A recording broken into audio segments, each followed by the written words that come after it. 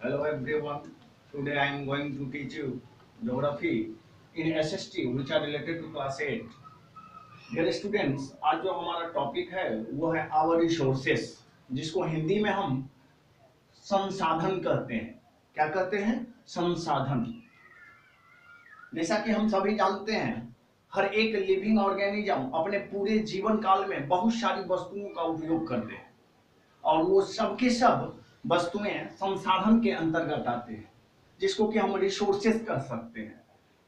वो साधन जो हर एक लिविंग ऑर्गेनिज्म को अपने पूरे जीवन काल में लाइफ एक्टिविटीज, तरह तरह के लाइफ एक्टिविटीज को करने में मदद करती है, वो सब के सब संसाधन कहलाते हैं।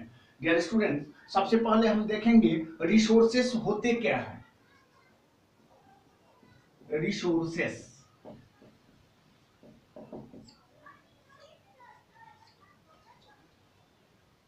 संसाधन को सबसे पहले हम जानेंगे संसाधन होते क्या हैं।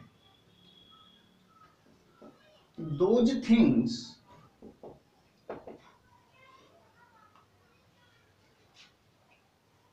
that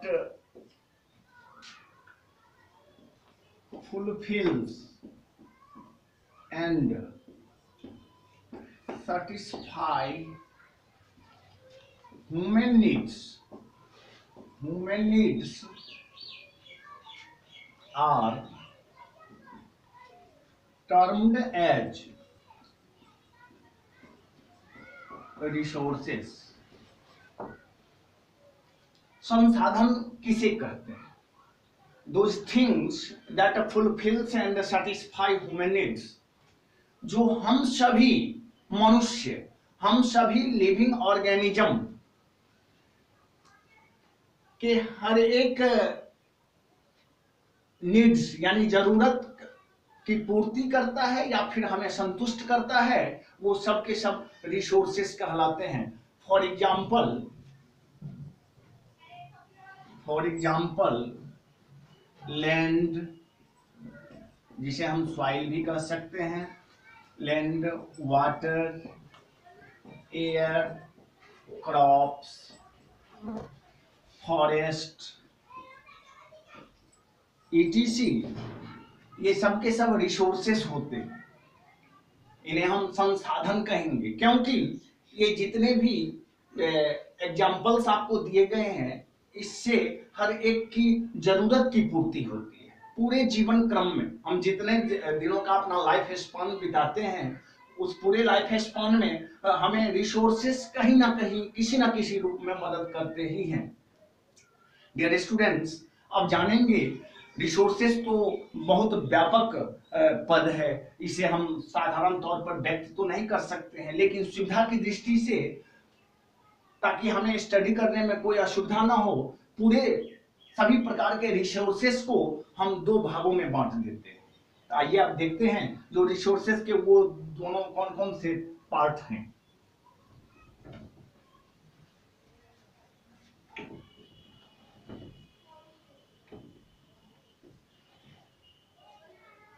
Basically, resources are of two types। मूलभूत रूप से संसाधन कितने तरह के होते हैं? तो दो तरह के होते हैं। उसमें से हम एक को नेचुरल रिसोर्स कहते हैं। क्या कहते हैं? Natural resources. और दूसरे को हम मैन मेड रिसोर्सेस कहते हैं। क्या कहते हैं? Man made resources. Natural resource को हम हिंदी में प्राकृतिक संसाधन कहते हैं। प्राकृतिक संसाधन। और मैन मेड रिसोर्स को हम कहते हैं मानवीय संसाधन।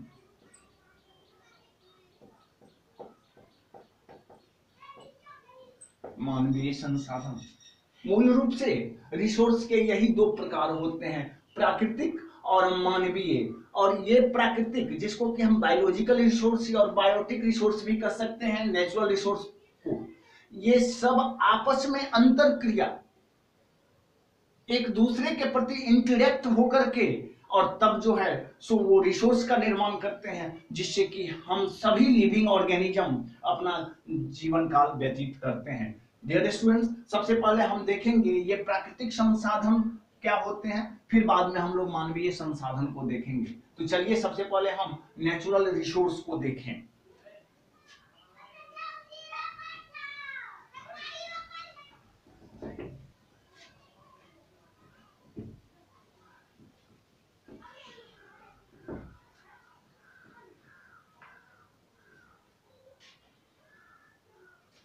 सबसे पहले हम देखेंगे natural resource. Natural resource, natural resource जिसे हम प्राकृतिक संसाधन कहते हैं, इसके अंतर्गत कौन कौन सी वस्तुएं, किन किन टर्म्स को हम जानेंगे, तो उसको आप देख रहे हैं। Those resources, those resources which are gifted by nature to a human being for fulfilling their needs are termed as natural resources. Those resources which are gifted by nature, जो प्रकृति प्रदत्त हो, जो प्रकृति ने हमको उपहार स्वरूप दिया, तो human being for fulfilling their needs, और इन नेचुरल रिसोर्स को अपना करके हम अपने सभी जीवन की आवश्यकताओं को फुलफिल कर सके, परिपूर्ति कर सके, ये सब के सब नेचुरल रिसोर्सेस कहलाते हैं। For example air, water, soil, forest, vegetations,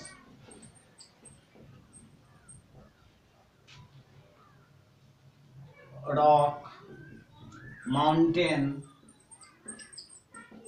ये सब के सब किसी न किसी रूप में हम सभी मनुष्यों, हम सभी लिविंग ऑर्गेनिजम्स को क्या करते हैं, मदद करते हैं। प्यारे बच्चों, ये सब के सब नेचुरल रिसोर्स कहलाते हैं। अब हम देखेंगे क्या ये नेचुरल रिसोर्स बहुत ही शॉर्ट टर्म है? नहीं, नेचुरल रिसोर्स बहुत ही व्यापक टर्म है। अब हम इसको क्लासिफाई करेंगे, किस किस रूप में हम नेचुरल रिसोर्स को अपनाते हैं और अपने दैनिक जीवन को चलाते हैं, इसको देखेंगे।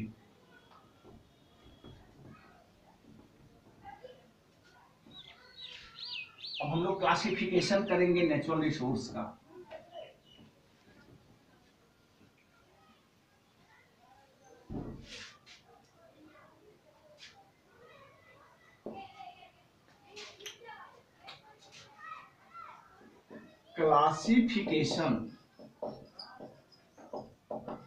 Classification of natural resources. Classification means वर्गीकरण होता है, और नेचुरल रिसोर्स मीन्स प्राकृतिक संसाधन होता है। अब हम प्राकृतिक संसाधन को कई भागों में बांटेंगे ताकि हमें पढ़ाई में, हमें स्टडी करने में सुविधा हो। तो डियर स्टूडेंट, सबसे पहला जो हम क्लासिफिकेशन देखेंगे वो है based on the source of origin. Source of origin, dear student, यहाँ ऑरिजिन से मतलब है उद्भव या उत्पत्ति, मीन्स उत्पत्ति या उद्भव स्रोतों के आधार पर, उद्भव स्रोतों के आधार पर। सबसे पहला जो मेरा क्लासिफिकेशन होगा नेचुरल रिसोर्स का, उसमें हम देखेंगे based on the source of origin, उत्पत्ति या उद्भव के आधार पर। दूसरा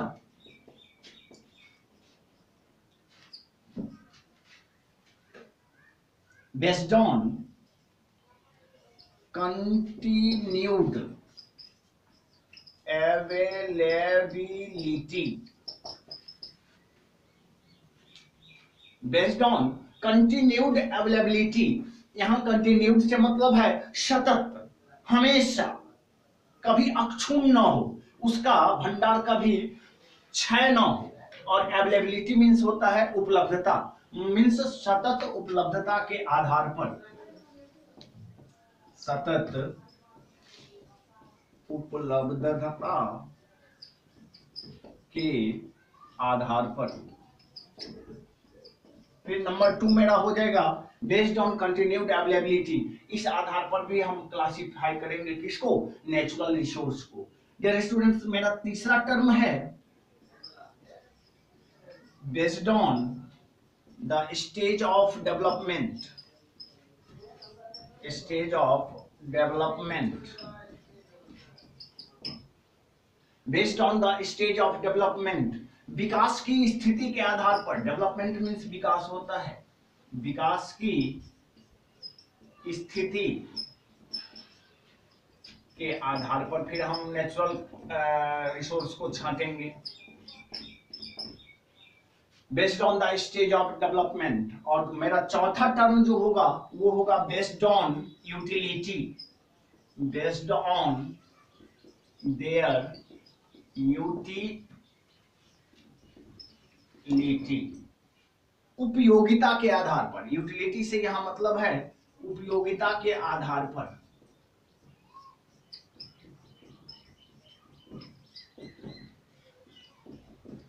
प्यारे बच्चों, ये हम लोगों का नेचुरल रिसोर्स का क्लासिफिकेशन है, जिसमें से सबसे मेरा पहला जो पार्ट है वो है based on the source of origin. सबसे पहले हम पूरे नेचुरल रिसोर्स को हम उसके उद्भव स्रोतों या उत्पत्ति के आधार पर हम विभाजित करेंगे। मेरा दूसरा टर्म है बेस्ड ऑन कंटिन्यूड अवेलेबिलिटी, सतत उपलब्धता। इस संसार में बहुत सारी ऐसी वस्तुएं हैं जो अक्षुण्ण है, जिसको क्षय किया जा सकता है, तो वो कौन से उपलब्धता है उसके आधार पर हम नेचुरल रिसोर्स को देखेंगे। नंबर 3 है based on the stage of development, विकास की स्थिति के आधार पर। और मेरा चौथा है बेस्ड ऑन देयर यूटिलिटी, और नेचुरल रिसोर्स की उपयोगिताएं क्या है उस आधार पर फिर हम प्राकृतिक संसाधन को बांटेंगे। सबसे पहले अब हम नेचुरल रिसोर्स को based on the source of their origin, उसके उद्भव स्रोतों के आधार पर बांटेंगे। तो चलिए देखते हैं जो based on the source of origin, in how many groups the natural resource are being classified.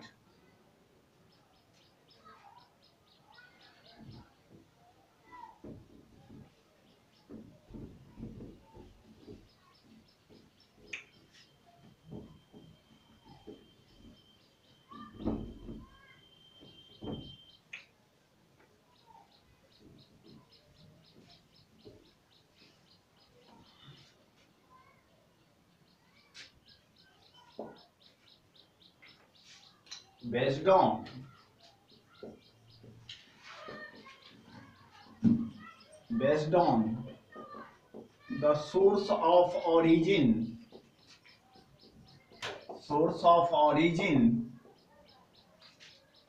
the natural resources are of two types. उद्भव स्रोतों के आधार पर सभी प्रकार के प्राकृतिक संसाधन को हम कितने भागों में बांट सकते हैं, वो मेरा है 2। हम उसे 2 भागों में बांट सकते हैं। सबसे पहला मेरा है बायोटिक और ऑर्गेनिक रिसोर्सेस, बायोटिक और organic resources. Those resources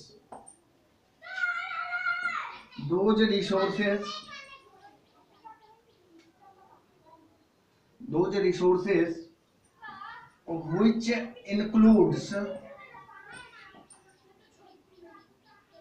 which includes all types of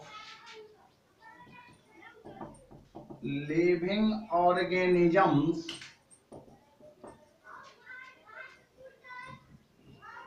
such as plants or animals are termed as biotic or organic resources। जैव संसाधन किसे कहते हैं? बायोटिक और ऑर्गेनिक रिसोर्स का मतलब है जैव संसाधन।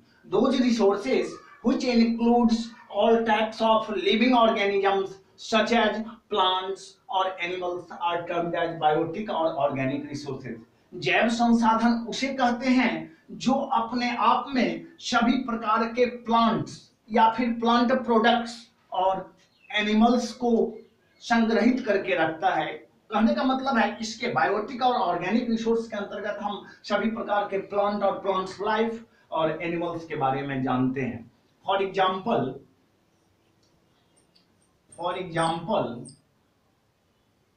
Plant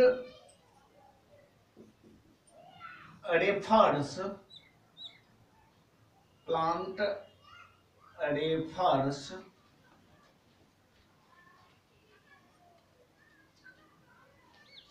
forest and its products, agricultural crops, animal fodder etc। कहने का मतलब है ये प्लांट और एनिमल मिलकर के तब ऑर्गेनिक रिसोर्स या जैव संसाधन बनाते हैं। तो फिर उस प्लांट्स के अंतर्गत कौन कौन से टर्म्स को हम जानते हैं? तो वो फॉरेस्ट एंड इट्स प्रोडक्ट्स है। जंगल से हम बहुत सारे उत्पाद या प्रोडक्ट्स को प्राप्त करते हैं। फिर हम लोग एग्रीकल्चर क्रॉप्स के थ्रू हम अपना जीवन काल को व्यतीत करते हैं। फिर जानवरों के लिए एनिमल फॉडर, यहाँ फॉडर से मतलब है चारा। ये सब के सब हमें बायोटिक और ऑर्गेनिक रिसोर्स से प्राप्त होते हैं, जिसके अंतर्गत हम प्लांट्स और एनिमल्स को देखते हैं।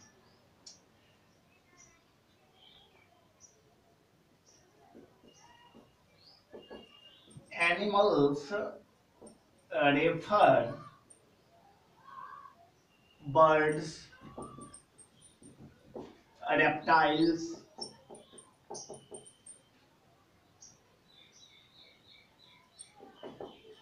wild and domesticated animals etc। उस जैव संसाधन के अंतर्गत सभी प्रकार के बर्ड्स, सभी प्रकार के रेप्टाइल्स, यहाँ रेप्टाइल्स से मतलब है रेंगने वाले सरीसृप जिसको कहते हैं, सांप है, बिच्छू है, उसके बाद आपका जो है छिपकली है, ये सब के सब रेप्टाइल्स के अंतर्गत आते हैं। उसके बाद का जो टर्म है वो वाइल्ड एंड डोमेस्टिकेटेड एनिमल्स। हम लोग गाय भैंस इस सबको पालतू बना करके अपने घरों में रखते हैं, उससे बहुत सारे प्रोडक्ट्स हम प्राप्त करते हैं। उसी तरह बहुत सारे विल्ड एनिमल्स भी है, जैसे लायन है, टाइगर है, पैंथर है, जिसको हम तेंदुआ कहते हैं। ये सब भी फॉरेस्ट लाइफ को बनाने में, जिसको हम आगे पढ़ेंगे, हम फूड चेन कहते हैं, आहार श्रृंखला कहते हैं, इन सभी को बनाने में इन विल्ड एंड डोमेस्टिकेटेड हर एक जीव जंतुओं का बहुत बड़ा योगदान होता है। डियर स्टूडेंट, ये हम लोगों का सारा ऑर्गेनिक रिसोर्स हुआ। अब देखेंगे जो इसका एबायोटिक और इनऑर्गेनिक रिसोर्सेस क्या होता है। तो चलिए अब हम उस टर्म को देखेंगे।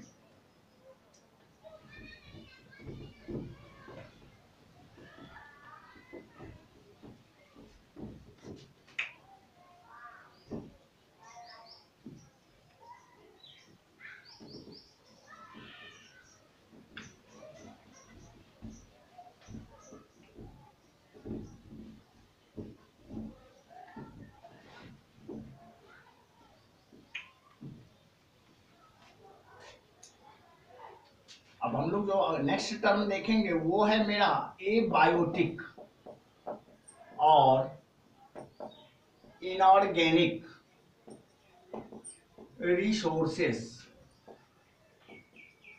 डियर स्टूडेंट्स, इसे हिंदी में हम अजैव संसाधन कहते हैं। क्या कहते हैं? अजैव संसाधन। ऐसे संसाधन जिसमें जीवन का नाम मात्र न हो, फिर भी वह हमारे साथ बहुत तरह से अंतरक्रिया करता है, जिससे हमारा पर्यावरण, हमारा एनवायरनमेंट सतत चलता रहता है। तो अब हम देखेंगे एबायोटिक रिसोर्सेस किसको कहते हैं। Those resources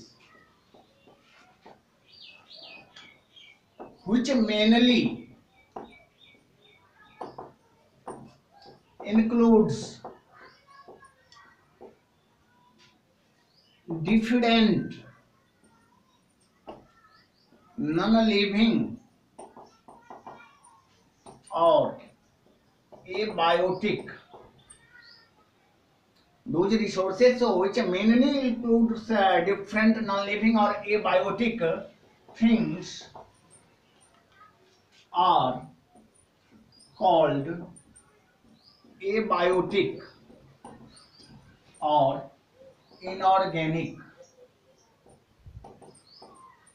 resources. ऐसे संसाधन जिसमें मूल रूप से डिफरेंट, भिन्न भिन्न प्रकार के नॉन लिविंग थिंग्स शामिल रहते हैं, एबायोटिक और इनऑर्गेनिक रिसोर्स या अजैव संसाधन कहलाते हैं। For example land, water, air, rock, minerals etc। सभी प्रकार की भूमि, पानी, हवा, चट्टान, कई तरह के खनिज, ये सब आपस में मिलते हैं और इनऑर्गेनिक रिसोर्स का निर्माण करते हैं, जिसको कि हम अजैव संसाधन कहते हैं। Dear students, based on source of origin, यही दो प्रकार के रिसोर्सेस हैं। अब हम अगले term based on continued availability, सतत उपलब्धता के आधार पर रिसोर्सेस कितने प्रकार के होते हैं उसको देखेंगे।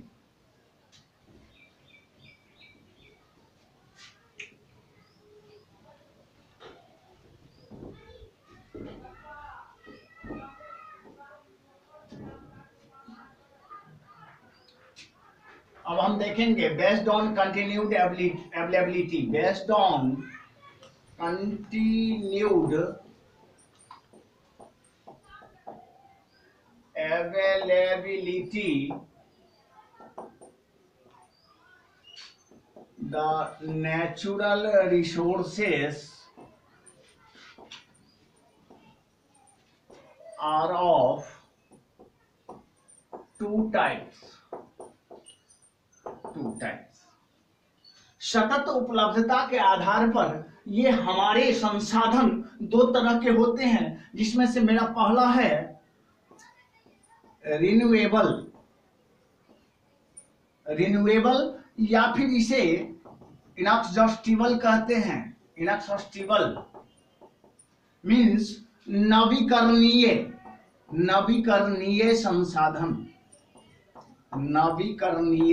संसाधन क्या कहते हैं? नवीकरणीय संसाधन कहते हैं, और इंग्लिश में उसे रिन्यूएबल और inexhaustible resource.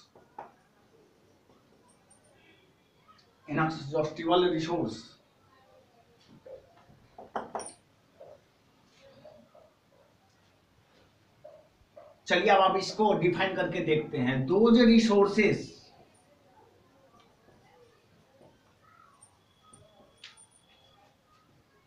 which can be renewed again and again for satisfying human needs are termed as renewable resources. नवकरणीय संसाधन, those resources which can be renewed again and again, जिसे हम बार बार नवीकृत कर सके फॉर satisfying human needs, ताकि उससे हर एक मनुष्य अपनी आकांक्षाओं की पूर्ति कर सके. Such types of resources are referred as renewable resources. For example, solar energy, wind energy, electrical energy, etc. Dear students, ये solar energy, wind energy, electrical energy, ये सब ऐसे एनर्जी हैं जो हमें रिन्यूएबल रिसोर्स के अंतर्गत प्राप्त होते हैं और जिसे हम बार बार पुनः प्राप्त कर सकते हैं. Such types of resources are referred as renewable or inexhaustible resources. Dear students, अब हमारा अगला जो टर्म है वो है नॉन रिन्यूएबल. क्या है? नॉन रिन्यूएबल रिसोर्सेस है.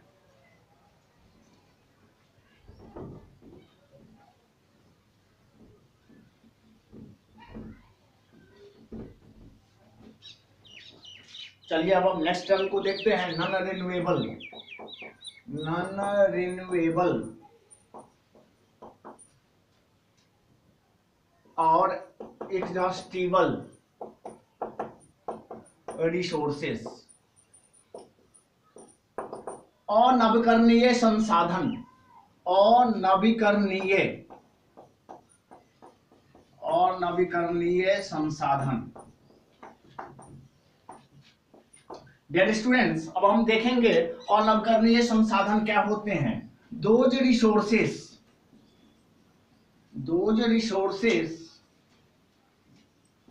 which get exhaust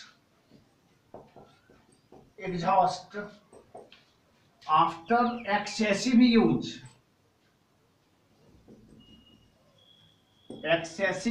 in future are termed as non-renewable resources. ऐसे संसाधन जो निकट भविष्य में खत्म हो जाएंगे या पूर्ण रूप से समाप्त हो जाएंगे. Such types of resources are referred as non-renewable resources. For example, fossil fuels, oil, natural gas, various petroleum products, etc.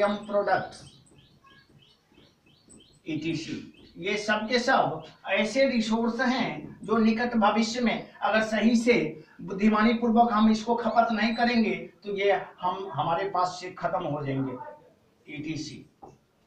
इसलिए डियर स्टूडेंट्स, इस रिसोर्स पर थोड़ा हमें ज्यादा ध्यान देना है, थोड़ा बारीकी से इसको समझना है, क्योंकि इन फ्यूचर अगर ये स्रोत हमसे खत्म हो जाएंगे फिर हमारे नेक्स्ट जो जनरेशन, हमारी नेक्स्ट आने वाली पीढ़ी, उसे बहुत सारी दिक्कतों का सामना करना पड़ेगा.